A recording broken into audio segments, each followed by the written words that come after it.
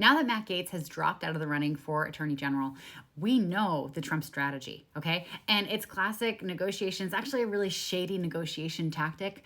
It's called anchoring. So basically, when you want something, say you want something that you know like the other party is not going to agree to, you ask for something that is far worse. So say you see someone who has a boat and you go and you want to make an offer on the boat and you know that the boat's probably around like $10,000 value. You can go in and make a $10,000 offer, but the other person has more leeway to negotiate that because they know that that's like the base. When you anchor, nautical term, when you anchor them, say going in and offering them 6,000, there's now a $4,000 gap from the value of the boat to what you're willing to pay. Right. And so that is kind of the space that they have to go. Now, it's kind of weird for them to come at their anchoring point, which might be like 14,000.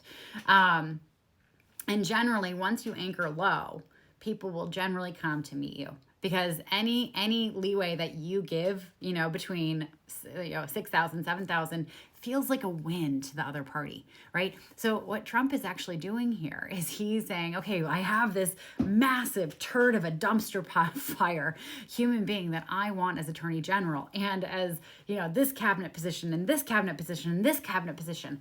And he's not counting on any of them being confirmed. He's not counting on most of them being successful in gaining that position. What he's doing is he's anchoring. He's saying, this is my first pick. This is the dumpster fire that I would like to have in this office. And so any improvement, even like a less on fire dumpster will seem like an improvement to the opponents, to the other people he has to convince, right?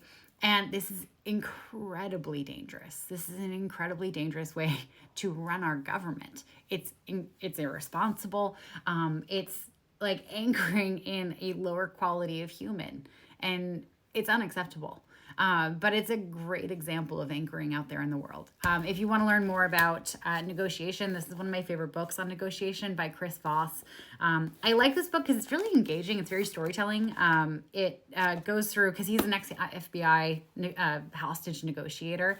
And so he goes through hostage negotiation stories and then makes the business point for it. I really like it. I've actually only ever listened to this book. I have the hard copy, but I haven't actually read the hard copy. But anyway, that's what's happening right now. And we gotta just continue to hold a high standard. We can't let the standard be dumpster fire or not on fire dumpster. Okay? We have to hold the standard higher.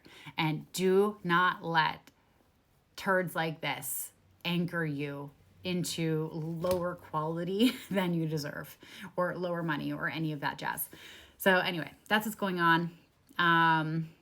Yeah, what is this hellscape? I don't understand.